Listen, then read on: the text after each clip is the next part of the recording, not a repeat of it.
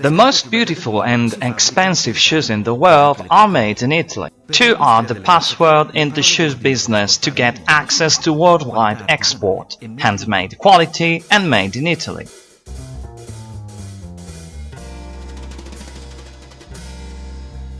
I started on my own, then one worker, then two, then three, four, five, now we are 450.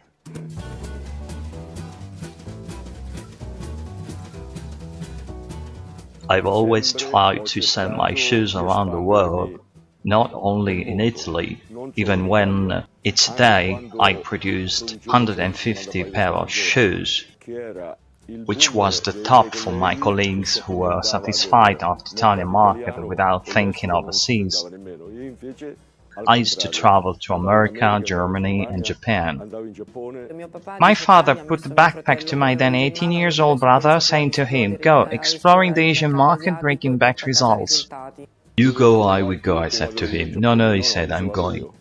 I remember his first 32 days trip looked like a mission. For 3 years in a row, he went to Japan without selling one pair of shoes. Today we make each year 30,000 pair. Japanese people are impeccable, they always have the perfect detail, very close to our Italian mentality.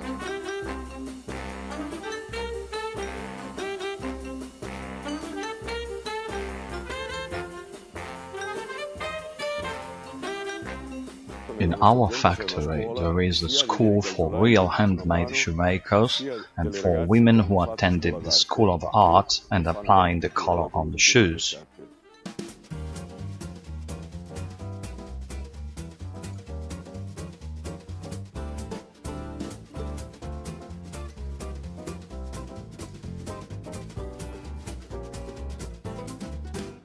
Sometimes it's amazing thinking about how a small district like this in the Marche region can distribute shoes on a huge worldwide scale. Each market has its characteristics. It's not true that there is no money. I think there is money, but what is missing are several ideas as well as proposals. In Russia, the most difficult issue is selling colored shoes. They want only black shoes, cause black is easier for polishing during rain and snow.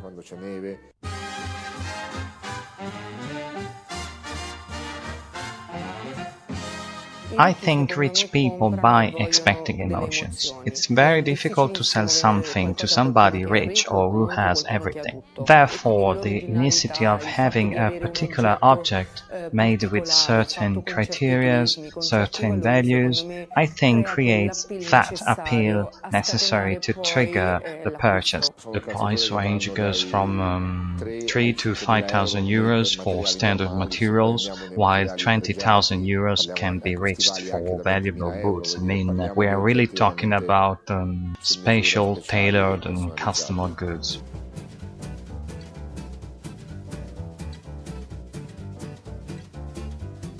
From worker to businessman with more than 450 workers, this is a truly Italian story like many others.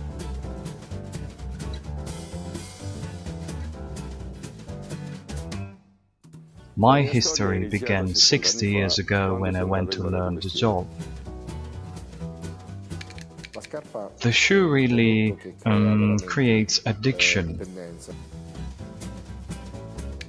Looking out for new markets is an ongoing process because there are always new rich. The leather used for boots, sandals, moccasins, ballerinas and décolleté here are stored like jewels.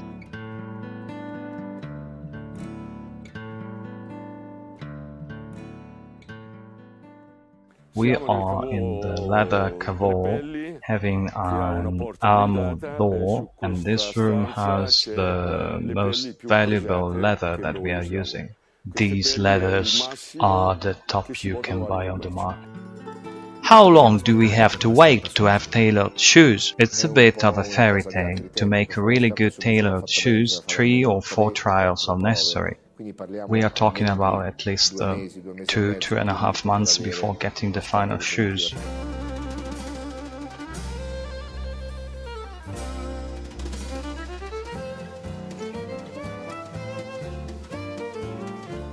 And is it necessary to put it on like a tailor suit? A first trial is made by putting on the shoes and see if the feet are aging or any other defects coming up. On a second trial, the final touch is made, and what you get with the third trial is the perfect shoe. We have clients who became fond of our shoes. They have their molds and models, and they still want to keep them.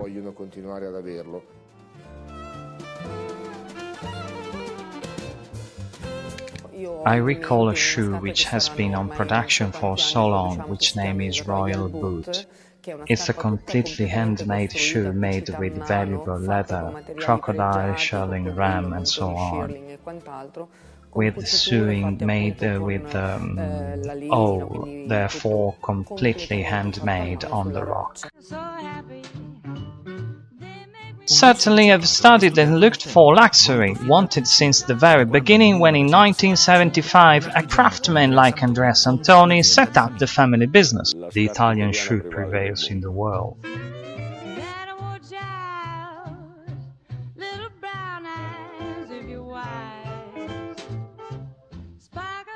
Timeless quality for dedicated style, mostly for self-lovers, affording the unique and custom prices. And this way, in 2010 the Italian shoe is going around the world.